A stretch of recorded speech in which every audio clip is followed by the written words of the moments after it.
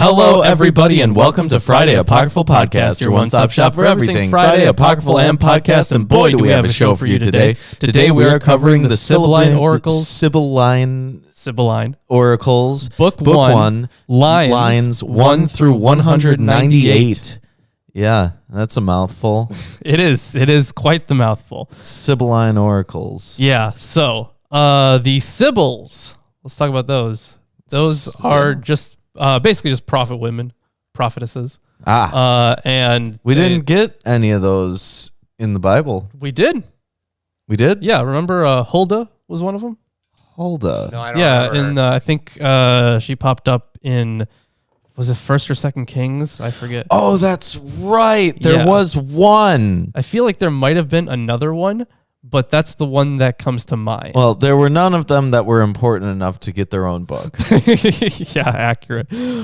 So there were a couple that were footnotes. Yeah. But Ruben, here, do you want coffee? And there's no coffee in the pot. Yeah, you want me to go make some? Sure, go make some coffee. This is like no drinks. I guess I'll also take some coffee. Okay, Yeah. I'll make more then. Okay, and you know what? Luckily on the coffee thing, I am allowed to drink those. And did I tell you guys what happened to the heart monitor thing? Oh, what happened? No. So I initially got the heart monitor. Don't worry, guys, I'm fine. It's just like they're just checking to make sure there's No no. one's worried. No one's watching. Yeah, that's fair. But for people watching later, I am okay. I do have arrhythmia though, so they're just checking to make sure it's nothing too serious. So yeah, I got a heart monitor. But either way, I was very hesitant of drinking caffeine after I did have a serious issue. So haven't had that in a while. But so when they first gave it to me, they had to register the specific monitor to me in like their system, I guess, which they didn't do. They forgot to do it. So I went through like a whole day of a heart monitor on me and it doing nothing. Wow. Yeah. So Genius. then I called back because like they give you like, so you have a sensor, right? And then you have the actual monitor. The monitor started going off, telling me that I have to like get a prescription for it. And I'm like, what the fuck are you talking about? So I called the number and they're like, we can't help you. You got to call your cardiologist. But my cardiologist office was closed until Monday. So I was like, well, that's fucking annoying. So Yeah. had to wait a couple days. I did take it off. I was like, there's no point in having this thing on. So yeah, it's okay now though. They finally figured it out. Wow. Took them fucking long enough. Now, every time you mention arrhythmia, I'm reminded of Katawa Shoujo. What? Oh, you never played Katawa Shoujo? No. So it's this hentai game. Oh my God. Right? It's a visual novel. The title literally translates to crippled girls. Wow.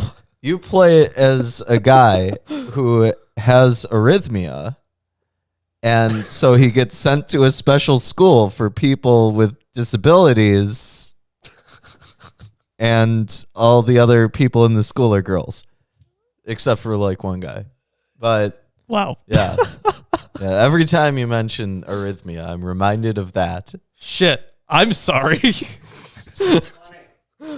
Yeah. Let's talk about the Sibyls. Would not be characters in Katawa Shoujo. That'd be interesting. So, yeah, there were a whole bunch of them throughout the ancient world, right? They were practically everywhere. Rome, Greece, Israel, everywhere. So, and they're usually seen as these old women who they were always seen as immortal, but they just never age. Sorry, but they always they did age. Sorry, they weren't unaging. So they were just getting older and older and more decrepit over time. Wow. Yeah. But That's a really shitty form of immortality. it is. Yeah. Actually, I know a lot of Greek myths definitely talk about that kind of form of immortality and how it's fucking horrible. Including, I forget in which Homeric hymn it was, but there was one goddess who gave someone immortality, but forgot to give him the don't age part. And She just forgot. she forgot that part. And essentially, once he started getting too old and too decrepit, she like locked him up in a room and just never dealt with it. And that's how that ends. What a story. What a wonderful gift. Yeah. So I forget which one that was. I feel like it was like in like the hymn to Aphrodite, but it wasn't Aphrodite. She was like telling us a story about a different goddess who did that. Either way. Okay. So yeah, that's how these Sibyls were seen. So as from the 4th century BCE, we read of a number of Sibyls.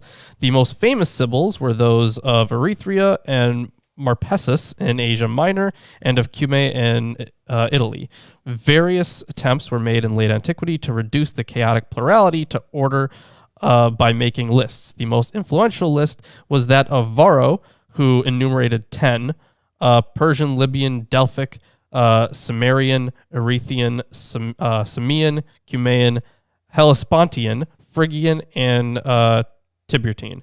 Notably, the Hebrew, Chaldean, and Egyptian Sibyls are omitted from this list. The Suda and the anonymous prologue to the present collection of Sibylline oracles repeat this list, but identify the Persian Sibyl with the Hebrew. In the Middle Ages, the number was increased to 12 to correspond to the 12 apostles.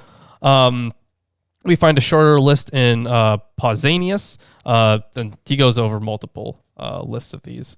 So, yeah, so most of the time, the most characteristic feature of these Sibyls and their oracles is that they are, of course, we see this plenty of times in the Old Testament. Can you guess what kind of oracle? God's oracle. Like, whoa. Yes, you got it. Whoa. Oh. Yeah, unto some nation, right? Good So oracle. yeah, so essentially there were, like I said, there were quite a few of these throughout history.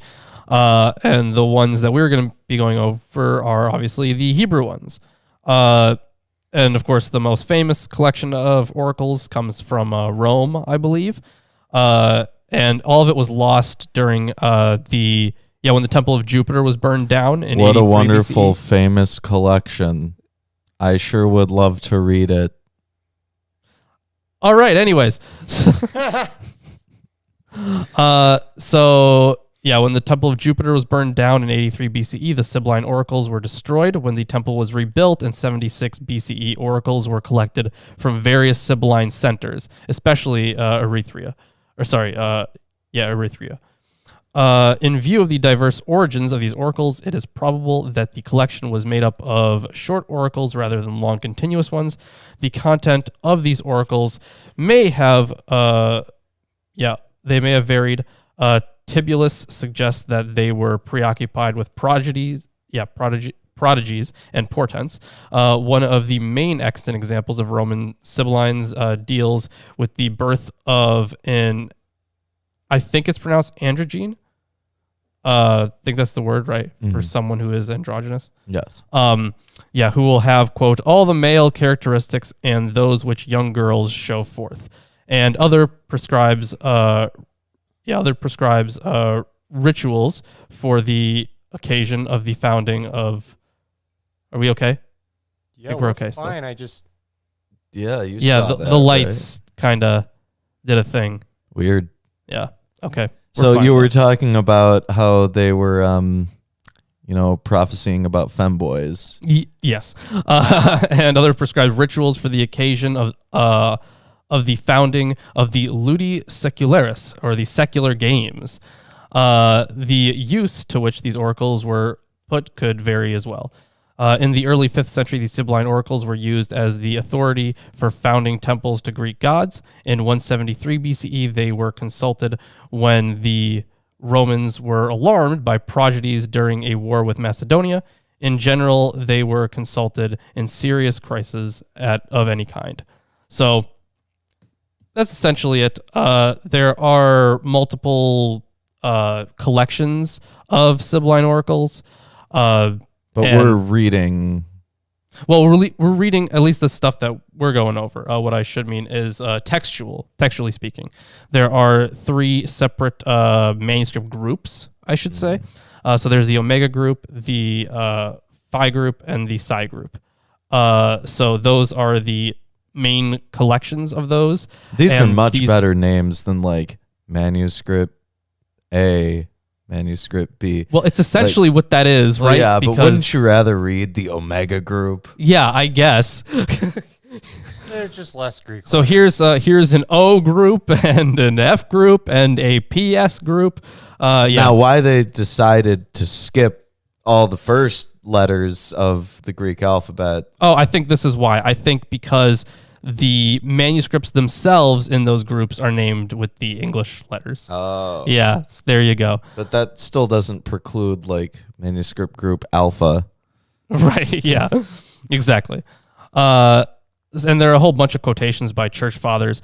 Now, one thing for the date, I should actually really point that out as well. So they range, but they go from like the mid-2nd century BCE to like the 7th century. And right, because we're not going to be able, because like it was destroyed and then they had to collect from. That was the Roman one. Yeah, the Roman one. But obviously, these are separate books. So we don't have like a date for, the whole thing. We might potentially have a date for the collection of. Yeah, for the collection. Maybe for some books we can kind of nail down a date. At least like a century, we can do that, right? But not for like the whole thing. So these were important not only for the culture but theologically as well. They were like so the theological importance of the Sibylline oracles lies perhaps less in their actual content than in the phenomenon which they represent, the attribution of inspired Jewish and Christian oracles to the pagan Sibyl. It is true, of course, that the Sibyl was identified as the daughter of Noah.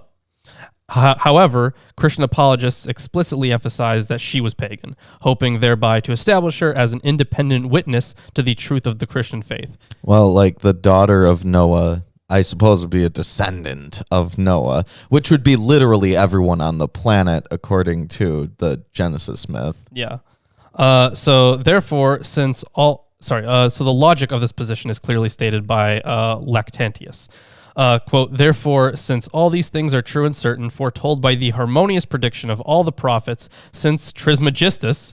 Hermes Trismegistus? It says Trismegistus. Holy shit. What a callback. Yeah, Histapes and the Sibyl... Oh my gosh, should I make that a magic card? Yes. Absolutely. Sure, why not? He has to be master of the 3 philosophies of the whole world. That would make sense. Maybe master of the 3 philosophies would be a better title, just so it's a little shorter. We do have the Corpus Hermeticum on the shelf. That is true. Yeah. We do. I'd rather have it a long name. I love doing the long name ones. Oh, okay. Didn't you literally this guy right here stopped playing Magic for a while because they released a card with a name that was too long, now he's like, I love long names. I like long names when it's like a bunch of ofs and thes and titles and stuff for Magic. That's kind of funny. But I don't like it when it's one name and it's all nonsense and it doesn't have a way to be pronounced. It doesn't have enough vowels. It's just one long chunk of nonsense. What do you think No, I don't like it when somebody slams their hand on the keyboard and says, done. No. That's a good idea. Just they missed the space button. They didn't use it. What do you think of my new Magic card? Sunday, Monday, Tuesday, Wednesday, Thursday, Friday, Saturday, Sunday, Monday, Tuesday, Wednesday, Thursday, Friday. That's pretty giant good. Rabbit. I like it.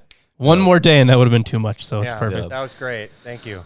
Also, that card had a bunch of nonsense mechanics on it. Okay, whatever. I really didn't like it when they were printing nonsense mechanics. Anyways, so to continue the quotation here, so he's referencing Trismegistus, Histapes, and the Sibyl all uttered the same things. It is impossible to doubt that hope of all life and salvation resides in the one religion of God. That's the end of the quotation. Even before Christian writers adapted the Sibyls for their apologetic purposes, the oracles represented a remarkable attempt to find a mode of expression common to Jews, Christians, and Gentiles. As such, the Jewish Sibylline oracles originated in the apologetic literature of Hellenistic Judaism. So there are going to be a lot of themes that pop up, and we'll be able to, kind of place them. We've read quite a bit of biblical stuff, so we can... What? Yeah, right? On this show? No way. I don't believe you. No. It's on the other show that we've read quite a bit of biblical stuff. Dun, dun, dun. Good point. We've read biblical related things on this show. I guess. You guess. Not King James. It's not biblical. Yeah, it has to be King James. Yeah, right. Yeah, so I don't know if you want to do the I'll the start prologue. off and prologue, and I'll just hand it over to you. 'cause the once thing is, it there's- gets to be. Okay, so there is it should be noted that I think this is a prologue to the first book. I don't know if you want to read some of the stuff from this. So Yeah, sure. yeah. So go ahead, or you can just read the prologue. yeah. So there's an introduction. All right. As How are well. we doing on coffee? It's coming, All right. Introduction. which I don't think I have a card for, so whatever. The prologue is found only in manuscript group Phyrexia. That's fine. That's fine. Phyrexia, nice. Yeah. Yeah. So that's the way you can remember that. Yeah. Yeah, fine. Yep. It is anonymous and its exact provenance is unknown. It can be dated no earlier than the 6th century AD, since it depends on the theosophy, which in turn refers to Caesar Zenon, 474 through 91, and can be no earlier than the end of the 5th century. Now, as according to Polywissowa Razak. Okay. Oh, by the way, we didn't introduce the book. Oh my God, we did not. This is the Old Testament Pseudepigrapha, Volume 1, James H. Charlesworth, and this section, introduction and translation, are by J.J. Collins. Yes, J.J. Collins, a great. I think he's probably like one of the biggest names in Jewish apocalypticism. Okay. Yeah, so he's written like a ton of books on this subject, not just on this one, but yeah. Jewish apocalypticism in general. You want some good content for it? J.J. Wunderbar. Collins. All right. The prologue,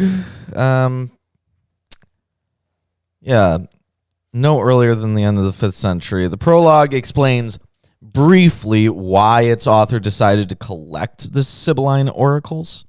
It then gives a list of 10 Sibyls and recounts the legendary origin of the Sibylline books at Rome. It appeals to Lactantius for a defense of the value of the oracles. The guy that we just read from. Yep. Finally, it concludes by citing a few parallels in the Sibylline oracles, 3:1 through 45, in the Sibylline fragments, and in the pseudo-Orphic fragments. So, let's hop into the prologue of the Sibylline oracles. And this isn't counting for our 1 through 198. This is right. Something else. There's also quite a bit after this that goes into an introduction and For books 1 and 2. for books 1 and 2. And I'll hand it off to you then. Okay. Prologue.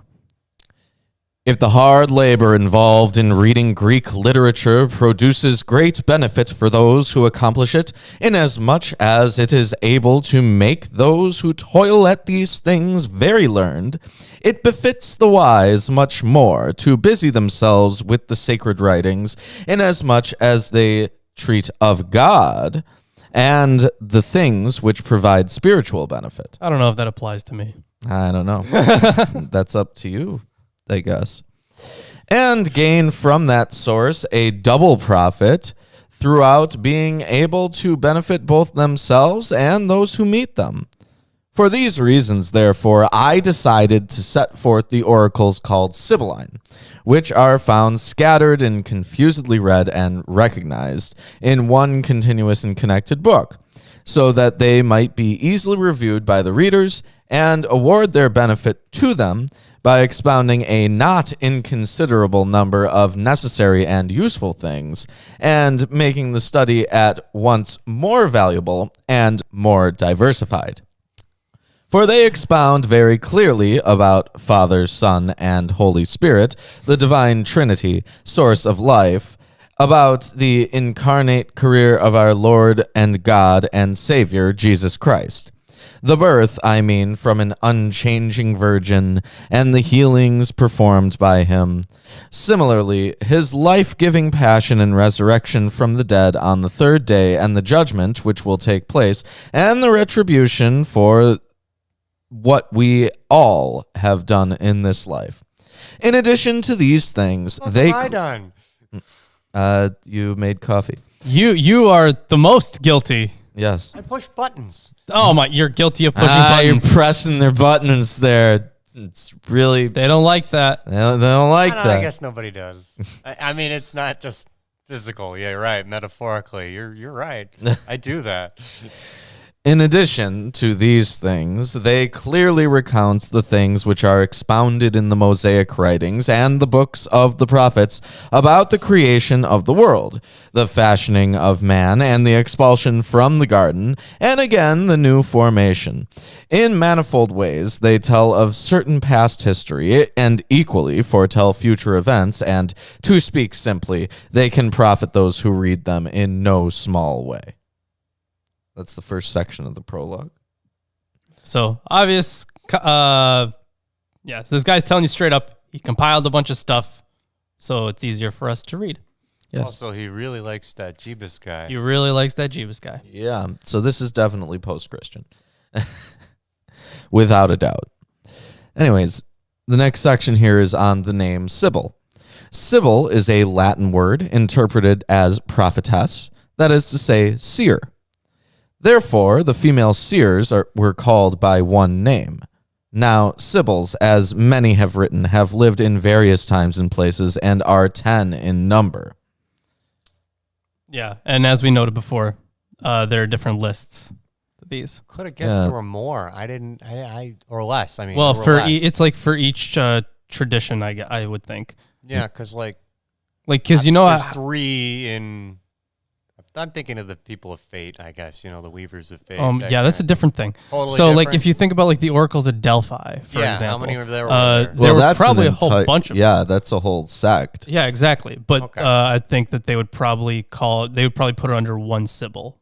Right. But you didn't say, I went to see one of the oracles of Delphi. You went to see the oracle. You went to see the oracle at Delphi, which really could just be anyone from that sect. See, now that is part of my complete misconception. I thought there was only one oracle at Delphi. Wow. No. She would have had to live for a very, very long time. Yeah. Well, Yes. they replaced her. Maybe she had an apprentice. It's like a Sith kind of relationship. Well, Yeah. only 2. I assume a good amount of people would want to see the oracle. Yeah, I'm dumb. I have these horrible, childish pre-misconceptions of history sometimes because you read these things and then you go, yeah, clearly there was only one. And you're like, later on in retrospect, that can't be true. Yeah. Makes sense that they're a sect. And so there's the word Sibyl. Yeah. So means these that. Sibyls, they're people from different times and places, and there's 10 of them. First, then, the Chaldean, that is to say, the Persian, who is called by the proper name Sambethi. Sambethe. I'm just going to call her Sambeth. Okay. Who is of the family of the most blessed Noah. She is said to have prophesied... Yeah, this one was equated with the Jewish ones. Mm-hmm. She is said to have prophesied the career of Alexander the Macedonian. Wow. Yeah. Nicanor, who wrote the life of Alexander, mentions her. Yeah, and we had Nicanor pop up in Second Maccabees. Yep. Maybe in First Maccabees too. And this is in Varro in Lactantius's Divine Instructions 1:6. Okay. Second, the Libyan, of whom Euripides made mention in the prologue of the Lamia. Third, the Delphin, who was born in Delphi. By the way, Lamia was like a Greek equivalent to Lilith. Gosh, Lilith, thank you. How did I not make a card for that? Third, the Delphian, who was born in Delphi, of whom Chrysippus spoke in the treatise on divinity. Fourth, the Italian at Cimmeria in Italy, whose son was Evander, who founded the shrine of Pan at Rome, which is called Lupercum. Actually, yeah, that's from Ovid. Interesting. Yeah. And see, if you haven't read Ovid's Metamorphosis, you should. It's great. It's actually really good. It's great. Actually, on Amazon for pretty cheap, you can get a good translation that retains the poetic meter, and it also contains commentary. Oh, good. So pretty good. Check it out. Maybe we should read that sometime. Yeah, eventually. Fifth, the Erythraean, who also prophesied about the Trojan War. Yeah, this one is mentioned in Lactantius also. Apollodorus, the Erythraean, confirms her. Sixth, the Samian, who is called by the proper name Phyto, about whom Eratosthenes wrote. Aristophanes? Eratosthenes? Eratosthenes. Okay. Seventh, the Cumaean, who is called Amalthea, daughter of Glaucus. This is from Virgil's Aeneid. Eighth, the Hellespontian, born in the village Marmessus, around the small town Gergetion. She was once within the boundaries of Troy in the times of Solon and Cyrus, as Heraclides Ponticus wrote. And this is in Clement. Ninth, the Phrygian. 10th, the Tiburtian, Abonea by name. Now, next section, the Cumaean Sibyl. They say that the Cumaean brought 9 books of her own prophecies to Tarquinius Priscus, who then ruled the Roman state, and asked 300 didrachms for them.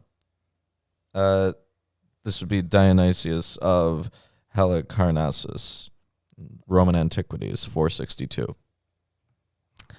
She was cited and was not asked what was contained in them, so she consigned 3 of them to the fire. Oh. Wow, that sucks. Yeah. Again, in another approach to the king, she brought forward the 6 books and asked the same sum. She was considered of no account, so she again burned 3 more. Then a third time she approached, bringing the 3 that were left, and asked the same price, saying that if he did not accept them, she would burn them also. Then, they say, the king read them and was amazed. He gave 100 didrachms for them and took them, and he entreated her about the others. When she answered that she did not have the equivalent of what had been burned, and could not know anything of the sort without inspiration, but that sometimes certain people had selected from various cities and regions what they considered necessary and beneficial, and that a collection must be made from them, they did this also with all speed. For that which was given by God did not escape notice, though it truly lay hidden in a nook.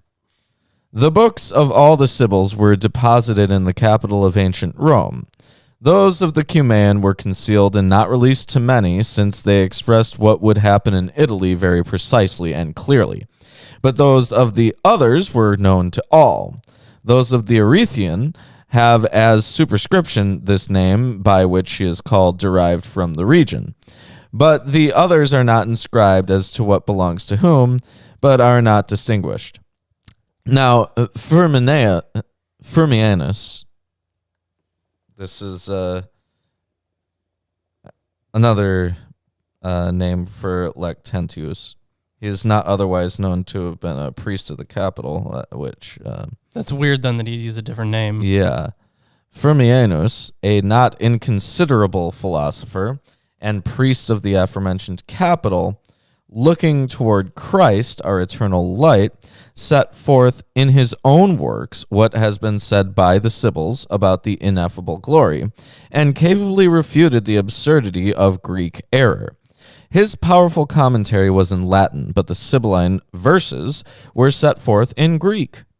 That this may not appear incredible, I will provide a testimony of the aforementioned man as follows. Apparently some words are missing here. Fantastic. Yeah.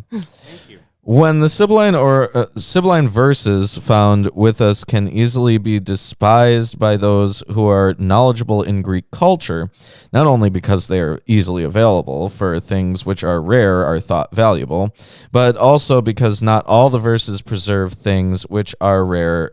Not all the verses preserve metrical accuracy. He has a rather clear argument.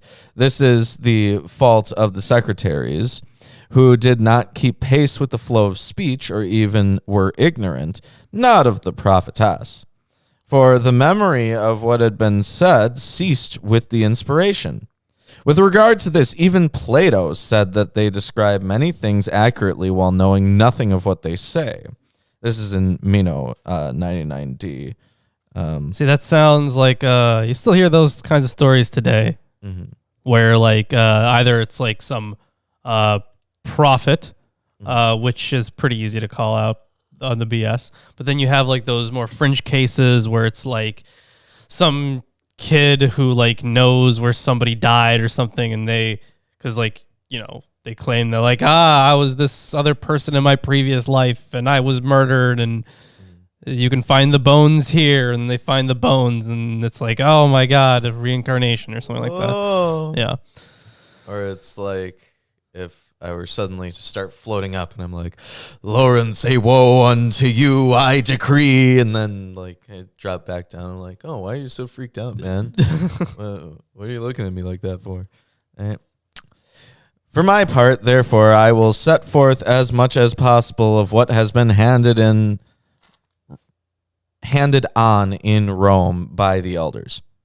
Now she expounded about the God who had no beginning as follows. Enter into the last section of the prologue. One God, the Creator. One God who alone rules, exceedingly great, big, unbegotten, but God alone, one highest of all, who made heaven and sun and stars and moon and fruitful earth and waves of water of sea, who alone is God abiding as indomitable creator. He himself established the shape of the form of mortals. He himself mixed the nature of all, begetter of life. Which she said, meaning either that they join by coming together into one flesh, or that he made both the world under heaven and man from the four elements which are opposed to each other. Yep. So good old classic four elements, huh? Yeah, that is the end of the prologue. Now let me hand the introduction off to you for the first two books. All right. So, books 1 and 2 here. So the first two books of the Sibylline Oracles are not separated in the manuscripts and, in fact, constitute a unit. The work consists of an original Jewish oracle and an extensive Christian redaction. The Jewish oracle was structured on the familiar Sibylline division of world history into 10 generations. The first 7 generations are preserved without interpolation in Sibylline Oracles 1 through 323. Then follows a Christian passage on the incarnation and career of Christ, all the way through the end of the first book. After a transitional passage in 2:1 through 5, the original sequence is resumed in 2:6 through 33. However, a considerable portion of the Jewish oracle has been lost, as there is no reference to the 8th or 9th generations, but we are thrust immediately into the climactic events of the 10th.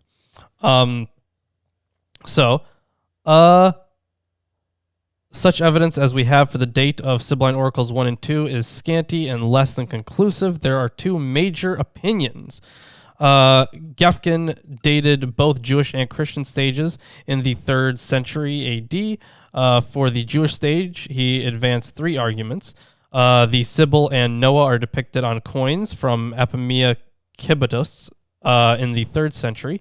However, this proves only that the association of the Sibyl and Noah was known in Asia Minor in the 3rd century. It does not prove that it was not known earlier. The Sibyl and Noah were associated already in Sibylline oracles 3A27 in the 2nd century BCE. This criterion must be considered inconclusive. He also suggested that B, certain metrical peculiarities in the book find their closest analogs in Book 12, which dates from the 3rd century.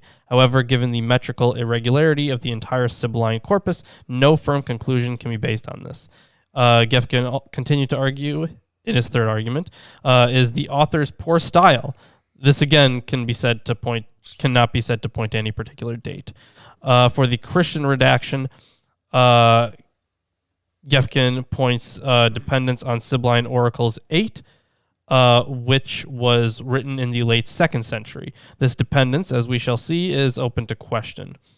The earliest possible date for the Jewish stage is supplied by the fact that Rome is the only power singled out for destruction in the 10th century. Rome was prominent in Asia Minor from the beginning of the 2nd century BCE, but the fact that it is the only power mentioned suggests that the oracle was written at a time when Roman power in the Near East was consolidated, therefore no earlier than 30 BCE. This gives a period from 30 BCE to 250 CE.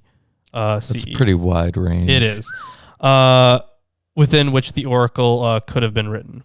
This period can probably be limited further. The Jewish stage contains no reference to the destruction of Jerusalem, and there is no reference in Book 2 to the favorite Sibylline theme of Nero's return, which I did mention in my Revelation video. There is a reference to the fall of Jerusalem in 393 through 96. However, it is passed over briefly without any recrimination against Rome, and there is no reference to it in the context of the 10th generation. In fact, the only offense mentioned in connection with the destruction of Rome is idolatry. It is unlikely that a Jew writing after 70 CE, who is at all concerned with historical events, would pass over the destruction of the temple so lightly. Therefore, the consensus of scholars that 387 through 400 is part of the Christian redaction is probably right. The earliest possible date for the Christian redaction is the fall of Jerusalem. The latest possible date is more difficult to find. So there are a few proposed dates, I guess, here.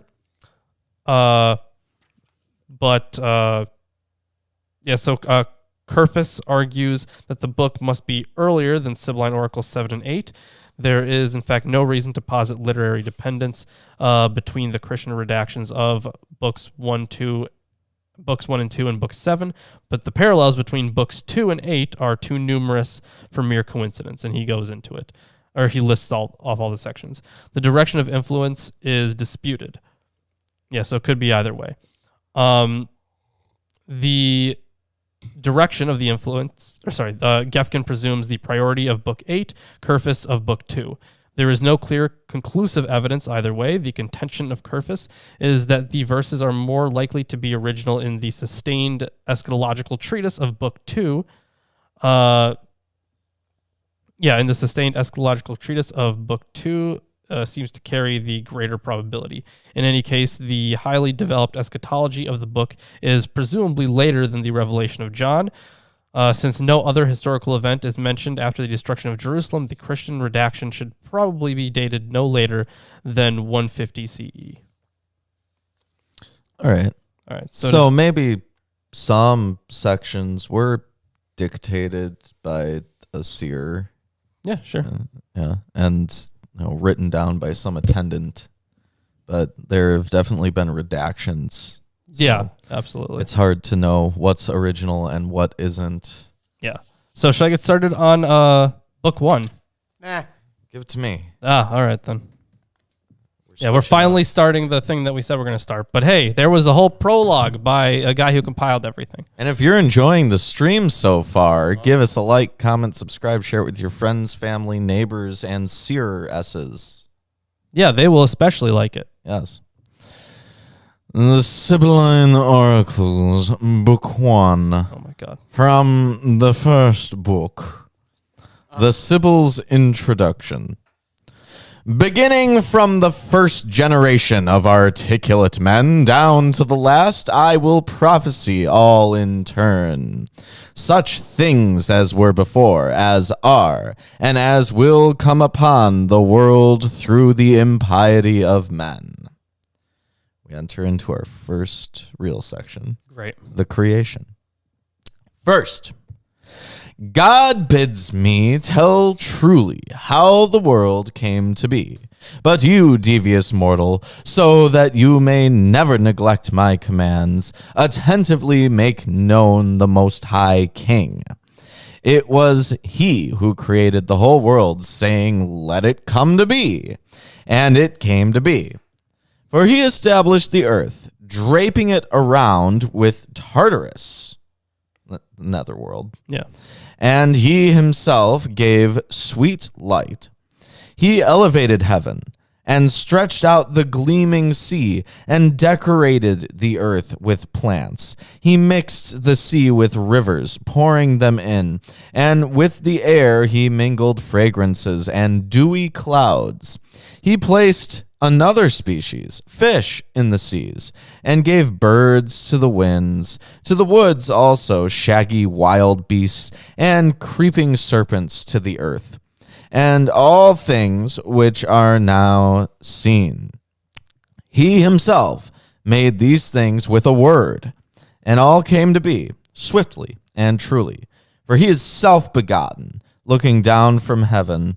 Under him the world has been brought to completion. And then later he again fashioned an animate object, making a copy from his own image. Youthful man, beautiful, wonderful. Wonderful. Yes. Wonderful. He bade him live in an ambrosial garden, so that he might be concerned with beautiful works. But he, being alone in the luxuriant plantation of the garden, desired conversation, and prayed to behold. Behold! Another form like his own. God himself indeed took a bone from his flank and made Eve, a wonderful maidenly spouse, whom he gave to this man to live with him in the garden. And he, when he saw her, was suddenly greatly amazed in spirit, rejoicing. Such a corresponding copy did he see. So I think it's pretty clear here that they were taking from the Greek tradition, because they said a bone instead of just his side, because that's what I think the Hebrew says. I think she was taken from his side, not rib. Well, she said a bone from his flank. Yeah, so I got a bone from his side. I guess. It's not specified as a rib here. Yeah. But I guess that would be. Yeah. It wasn't specified as any kind of bone in the Hebrew, I don't think. Mm-hmm. They conversed with wise words which flowed spontaneously, for God had taken care of everything. For they neither covered their minds with licentiousness, nor felt shame, but were far removed from evil heart, and they walked like wild beasts with uncovered limbs. Now we go into a section on the fall. Not like we haven't done that for a while. Nope. To these did God then address commands and instruct them not to touch the tree. But a very horrible snake craftily deceived them to go to the fate of death and receive knowledge of good and evil. But the woman first became a betrayer to him. She gave and persuaded him to sin in his ignorance. He was persuaded by the woman's words, forgot about his immortal creator, and neglected clear commands. So this one says that that's what happened before Eve was deceived. Is that what I'm getting? She first became a betrayer. And persuaded him to sin in his ignorance. So I guess prior to his eating of the fruit, she did this. But of course, if they had read the life of Adam and Eve, they would know that she made a deal with the snake, and she couldn't break that deal. That would be bad. Apparently. So there was Lucifer oil all over that. Yeah, right. The covetousness. Yeah, you just sprayed it on there. Yeah. Mm-hmm. Weird. So, therefore, instead of good, they received evil, as they had done. And then they sewed the leaves of the sweet fig tree and made clothes and put them on each other. They concealed their plans because shame had come upon them. The immortal became angry with them and expelled them from the place of immortals. For it had been decreed that they remain in a mortal place, since they had not kept the command of the great immortal God and attended to it. But they immediately, going out on the fruitful earth, wept with tears and groans. Then the immortal God himself spoke to them for the better. Increase, multiply, and work on earth with skill, so that by sweat you may have your fill of food. So this is after the fall. Yes, the command to multiply is given here after the fall. Interesting. Yeah.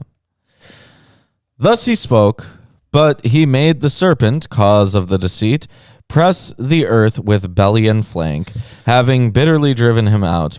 He aroused a dire enmity between them. The one guards his head to save it, the other his heel, for death is at hand in the proximity of men and malignant, poisonous snakes. So is the issue there? I'm going to try to guess why they put the whole thing about, be fruitful and multiply, why they put it after the fall instead of before. So is it because, let's say Adam and Eve have they've broken one deal with God. Would that negate the other part of it? Did they view that as one covenant? Because if they did and they broke it, then they would have no reason to multiply.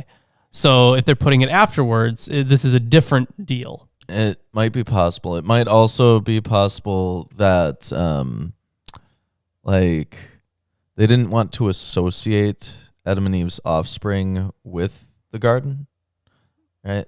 So by specifying that they first engage in coitus and then procreate after they've already left the garden. Well, they were given the command to reproduce in the garden, but they had kids when they had left the garden, right? Mm-hmm. So I don't think then that they would have to necessarily disassociate that. Well, the point is that they were not conceived while in the garden. Well, yeah, but they weren't conceived while they were in the garden. Well, I guess we don't really know if they were conceived if they were in the garden anyways, because we weren't told. Mm-hmm.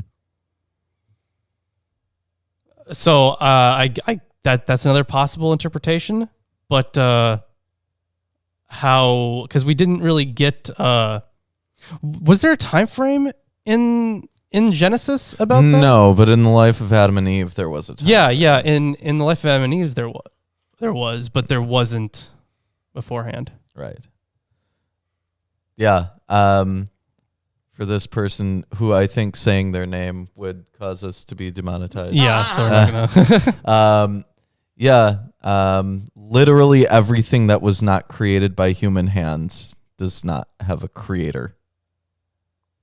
I just wanted him to look at the sun. Unless we want to consider, as long as he wants. He'll see for himself it wasn't created by me. Unless we want to consider the offspring of animals or to have been created by those animals. Right, you could put it that way. But you could, another way, say that creation needs agency. And if you want to go with the route that, you don't know how the sun got there. You don't know what created the sun. In that case, you're just left with an argument from ignorance, which doesn't prove anything. Right. I mean, you can hold that gas and dust create suns. Yeah. Right? But that doesn't mean that there's a conscious entity that is actively creating a sun. Yeah. And either way, you're still left with the the argument from ignorance. Yeah. Fun tangent, thanks. So I'm going to hand this off to you, where we're going to start talking about the first generation. Okay. The first generation. All right, let's go. And then the race multiplied as the universal ruler himself commanded, and innumerable peoples grew one after another. They constructed all sorts of houses and also made cities and walls, well and with understanding. To these he granted a lengthy day for a very lovely life, for they did not die worn out with troubles, but as if overcome by sleep. Blessed were the great-hearted mortals whom the immortal Savior King God loved, but they also sinned, smitten with folly, for they shamelessly ridiculed their fathers and dishonored their mothers. So this is the first generation of people, I guess, before something horrible happens, right? No, this is just the first generation, right? But they apparently they're dying peacefully, right? But they start sinning. That reminds me of one of the generation, I forget which one. One of the generations of man in Greek mythology was like that. Mm-hmm. I forget which one it was, but they're actually delineated in Hesiod's. Wait, reread the line. Well, it's a good amount of lines, but there are a whole lot of people, right? They were granted lengthy day for a very lovely life, for they did not die worn out with troubles, but as if overcome by sleep. But they also sinned, smitten with folly, for they shamelessly ridiculed their fathers and dishonored their mothers. Mm-hmm. So that was one of the, that is a description of one of the generations. I think something similar also appears in Ovid. Does it? Okay. That would make sense. Yeah, when they talk about like the origins of man and how they were all like, oh, they were great at the beginning, but then it like degenerated over time. Right. Yeah. Let's see. Yeah, so this guy, like, he seems to think that if like some here's vinegar the thing. and some baking soda just happen to collide, that there is a creator of the chemical interaction which occurs. Well, however you like, the thing is, you can use the word creator, but in English it implies agency. Sorry, it just does. Yeah. So you're already what's the word I'm looking for? Like, begging the question. Yeah, any form of interaction of any kind where like some kind of thing comes about from I don't know about your else does not imply that there is a creator of that interaction. You gave me a person or thing that brings something into existence. Thing. I don't know where you got that from. But also, that's if you did get that from a dictionary, dictionaries also don't define words. Sorry, they define usage, and even then, they don't really. Yeah, dictionaries just like collect common usage. Yeah, and it changes over time. It does also change over time. Yeah, so it implies you have agency. Your own subjective definition for creator, but we don't add thing. Yeah, the when I think of a creator, it implies agency. Like, I could create a work of art or a book. So, right. Yeah. But some paint that just happens to fall from the ceiling onto a canvas does not equate to a work of art with a creator. Yeah, it has a cause. Yeah, it has a cause. He's not wrong. There's a difference But between this is where the whole argument's going, by the way. But to be fair, the sun creates helium. Creates a lot of elements, yeah. Yeah, but like right now, our sun creates helium. And it's only really if you want to. And if you want to be pedantic, you could say it's a creator of helium. Either way, it's only really if you want to pedantic. interpret it as the sun doing that. You just say that there is an interaction occurring at this point in space. Yeah. But either way, this argument has been had a million times. This is stupid. You can go look up a video about it. Yeah. Yeah. On this show, We're reading the Sibylline oracles. Yeah, right. That's what we're doing. Yeah. It's really that simple. It's been had a million times. You can look up debates on it if you want. Let's see. Yeah, so plotters against their brothers, they did not know their familiar friends. They were polluted, sated with the blood of people, and they made wars. Upon them came a final ruin, cast from heaven, which removed them. Terrible ones from life. But Hades received them. They called it Hades, since Adam first went there, having tasted death. And earth covered him. Therefore, all men who are born on earth are said to go to the house of Hades. But all these, even when they went to Hades, had honor, since they were the first race. So, yeah, that's pretty similar to... Yeah. So far, we have connections to the Greek races of man. Now on to the second generation. But when it had received these, he fashioned again another very diverse race from the most righteous men who were left.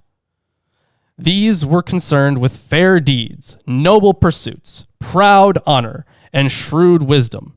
They practiced skill of all kinds, discovering inventions by their needs. This... Oh, right. Enoch.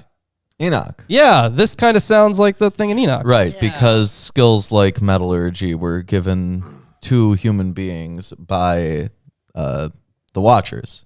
Yeah. Yeah. So that's... Yeah, actually, there's a reference here to First Enoch, too. Yeah, which makes sense. One discovered how to till the earth with plows. Another, carpentry. Another was concerned with sailing. Another, astronomy and divination by birds. Another, medicine. And again, another, magic. Different ones devised that which they were each concerned.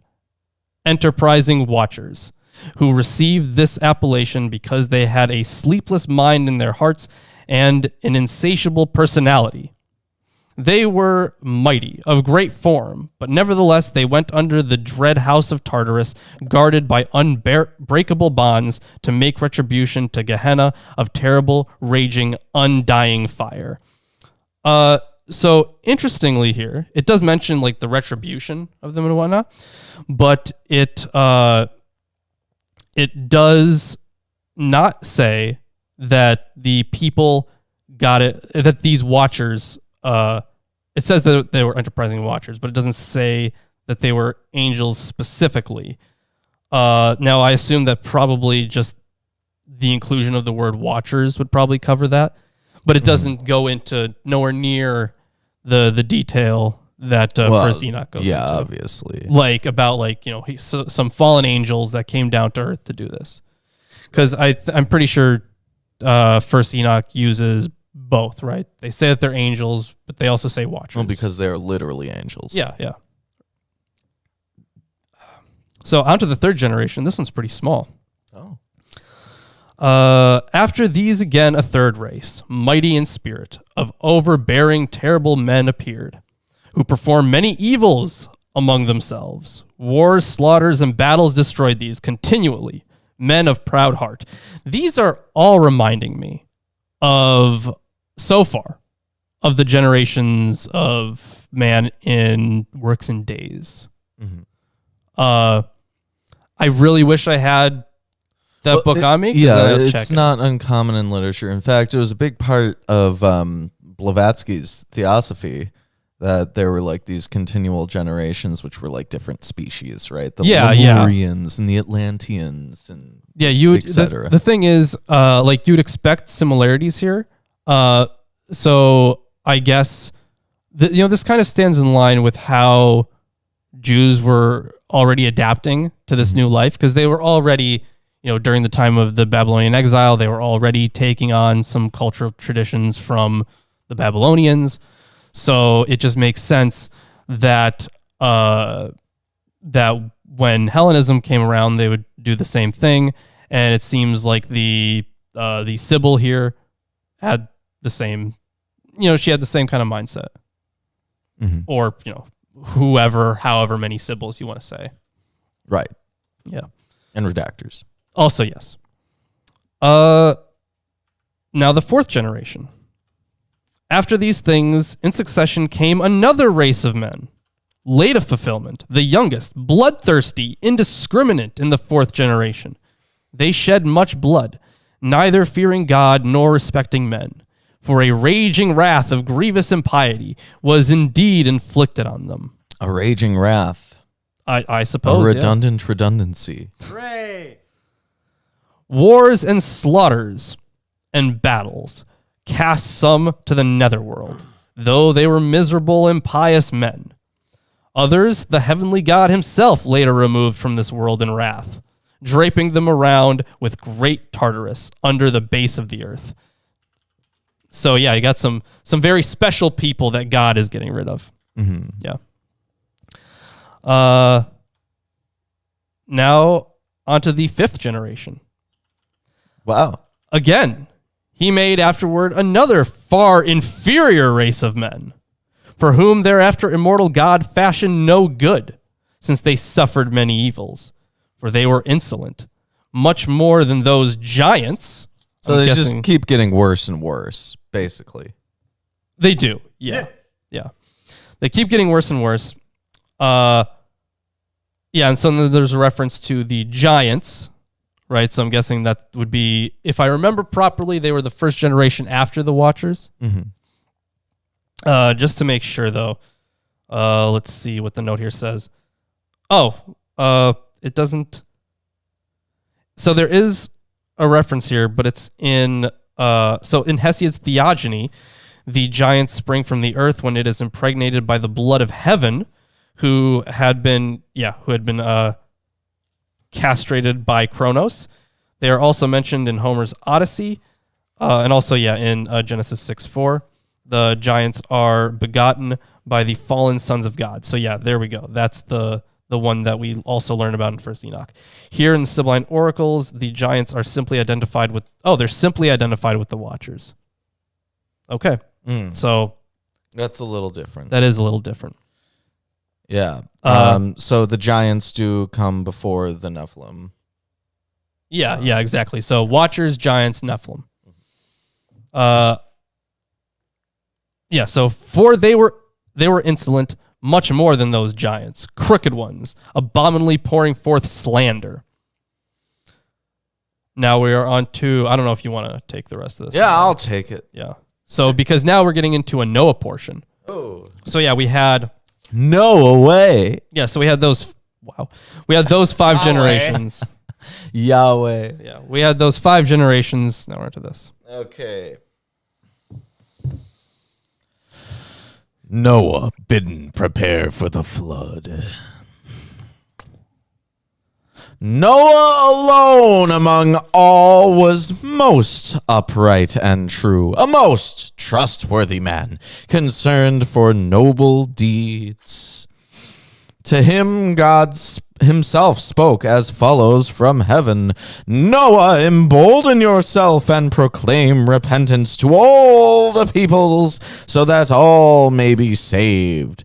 But if they do not heed, since they have a shameless spirit, I will destroy the entire race with great floods of waters. But I bid you to construct quickly an imperishable wooden house, flourishing with unthirsting roots. I will place a mind in your breast and crafty skill, and will put measures in your lap. I will take care of everything so that you and as many as live with you will be saved. So that is Noah being told to prepare for the flood. Now we have a riddle on the name of God. A riddle? Yes, a riddle. Yeah. This is a thing that I was looking over that really didn't have a great answer to it. But let's see if J.J. Collins has something. Yeah, and these verses are found in the Tübingen Theosophy 81. See also the pseudo-orphic fragments preserved by Aristobulus in Eusebius. Similar formations are also found in the Greek magical papyri. So, I am the one who is, but you consider in your heart. I am robed with heaven, draped around with sea. The earth is the support of my feet. Around my body is poured the air. The entire chorus of stars revolves around me. I have 9 letters. I am of 4 syllables. Consider me. The riddle remains problematic. Kerfus plausibly identifies the letters as monogenes, but the numerical values do not produce the required total. Other unsuccessful proposals noted by Gefkin are Theos Soter and Zoes Butos. So Theos Soter, is that like saving God or something like that, or savior God? I guess. I'm guessing it means something like that. Yeah. The first 3 have 2 letters each. The last has the rest, and 5 are consonants. The entire number is twice 8, plus 300, 3 tens, and 7. If you know who I am, you will not be uninitiated in my wisdom. So here we have this idea that, by knowing the name of God, you are granted, the wisdom of God, right? Yeah. And so it's like those mystery cults, right? More so than... Well, the thing about the mystery cults is we don't know that much about mystery cults because they were a mystery. Right, but there are magical words, and this... That each word carried like some magical power, yeah. Mm-hmm. Yeah. And he gives this riddle, and apparently no one's been able to solve it. Now we're in another section. Noah preaches repentance. Thus he spoke, but an immeasurable fear seized the man. Such a thing did he hear, and then, having craftily devised all in turn, he entreated the peoples, and began to speak in words like these. Men sated with faithlessness, smitten with a great madness, what you did will not escape the notice of God, for he knows all things, the immortal Savior who oversees everything, who commanded me to announce to you so that you may not be destroyed by your hearts. Be sober, cut off evils, and stop fighting violently with each other, having a bloodthirsty heart, drenching much earth with human blood. Mortals, stand in awe of the exceedingly great, fearless, heavenly Creator, imperishable God, who inhabits the vault of heaven, and entreat him, all of you, for he is good, for life, cities, and the whole world, 4-footed animals and birds, so that he will be gracious to all. For the time will come when the whole immense world of men, perishing by waters, will wail with a dread refrain. Suddenly you will find the air in confusion, and the wrath of the great God will come upon you from heaven. It will truly come to pass that the immortal Savior will cast forth upon men... Great. Gefkin assumes a lacuna here. It will truly come to pass that he will cast forth upon... the immortal Savior... but it's not clear. Unless you propitiate God and repent as from now, and no longer anyone do anything ill-tempered or evil lawlessly against one another, but be guarded in holy life. When they heard him, they sneered at him, each one calling him demented, a man gone mad. Then again, Noah cried out a refrain. Oh, very wretched, evil-hearted, fickle men! Lists of vices recur frequently in the Sibylline corpus, New Testament, Philo, and other Hellenistic and Jewish writings. So, let's go. We're getting a list of vices. Great. I love vices. Evil, fickle-hearted men, abandoning modesty, desiring shamelessness, tyrants in fickleness, and violent sinners, liars, sated with faithlessness, evildoers, truthful in nothing, adulterers, ingenious at pouring out slander, not fearing the anger of the Most High God, you who are preserved till the 5th generation to make retribution. You do not bewail each other, cruel ones, but laugh. You will laugh with a bitter smile when this comes to pass. Yeah, I say, the terrible and strange water of God, whenever the abominable race of Rhea, a perennial shoot on the earth, flourishing with unthirsting roots, disappears, root and all, in a single night. Hold on. Rhea. Yeah, Rhea was The daughter of Uranos and Gaia, wife of Kronos, yeah, she mother was of one of Zeus. one of the Titans, right? Yeah, I guess. Yeah. Here, race of Rhea should probably be understood as those who worship the pagan gods. Huh, okay. Disappears, root and all, in a single night, and the earth-shaking land quaker will scatter cities, complete with their inhabitants, and the hiding places of earth and... It's interesting that they're taking the, land shaker? Yeah, land quaker. Yeah, so the thing is that was also an epithet used for Poseidon. Interesting.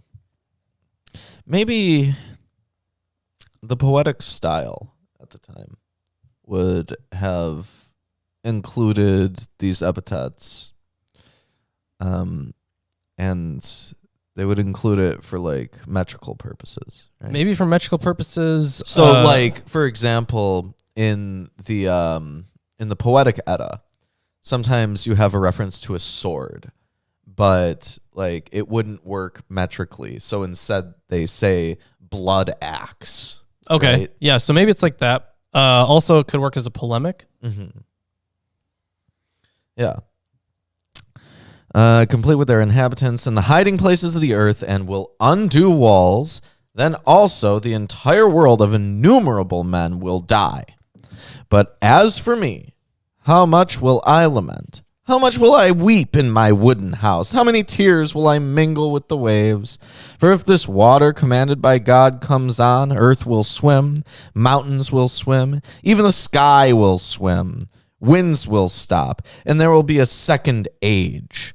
O Phrygia, you will emerge first from the surface of the water. You first will nourish another generation of men. As it begins again, you will be nurse for all.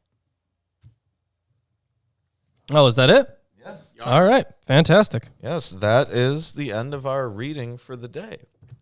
Hey, if you guys enjoyed the stream, you can drop a like, subscribe if you haven't. All that, all the YouTube stuff, all the YouTube buttons. Hopefully not the dislike button, but that one too is fine because any engagement is good engagement. So now, when you click the subscribe button, the button changes, saying subscribe to unsubscribe.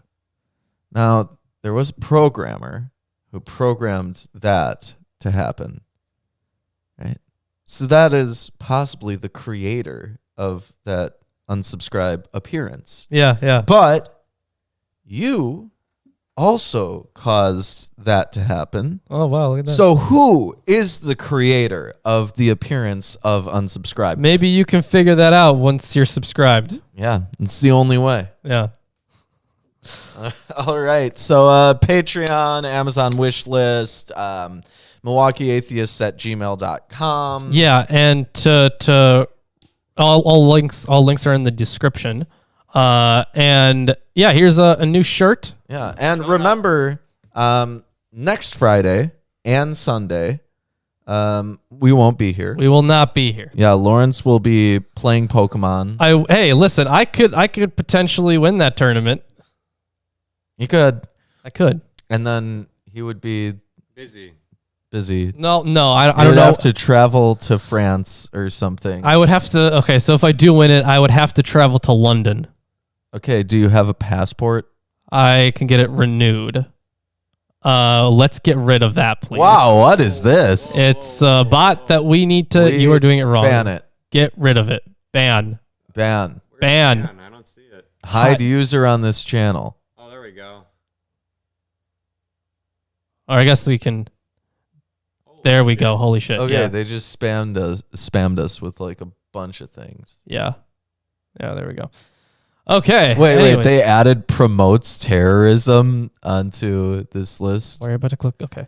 Yeah, like the list for reporting a message includes it promotes terrorism now. Wow. All right. Damn. All right. Well, luckily those are gone. Yes. All right. So yeah, that's everything. Next week You already removed it, Chris. Stop clicking remove. What? There's a lot of them, dude. I'm removing more than one. I think those are the 4, man. Yeah. Really? Yes. Okay. It already says that the messages were deleted. Yeah. You're doing nothing. I like You're clicking literally remove, doing guys. nothing. You're really angry about me doing nothing. Yeah. Well, I'll just click over here the on week after we'll be continuing with the Sibylline oracles. We will be. And of course, on Sunday, this Sunday, I'll be doing, I will be continuing that show with Aaron on his channel. Before we do our show. Yeah, so we're going to do that show and then onto this show pretty much immediately after. Yep. So hopefully we get some people from that, which would be So nice. check them out on Aaron's channel. Yeah, and then then we're off for the next week. Yeah. And I mean that's about all. Lawrence is gonna become a Pokemon master. Hell yeah, let's go. Yep. You have to get one of those Ash Ketchum hats. Do I though? Yeah, and then every time. You know how many people are going to be there? Probably with Ash Ketchum hats. But every time you throw a comment. Pokeball in Pokemon Go, you have to do the turn around and then thing, just to be as dramatic as possible. I love it. Gary Oak. I love it. Now, I bet your Pokemon Go streams would take off if every time you threw a Pokeball, you did the turnaround and then went like that and then that. And then if you didn't catch it, you went like... You know what? I'll give it a shot. I like it. Yeah. I like it. I'll try it. Anyways, thanks everyone for joining us, and we will See you on Sunday, but not next Friday. Or next Sunday, but this Sunday. But the Sunday and Friday there.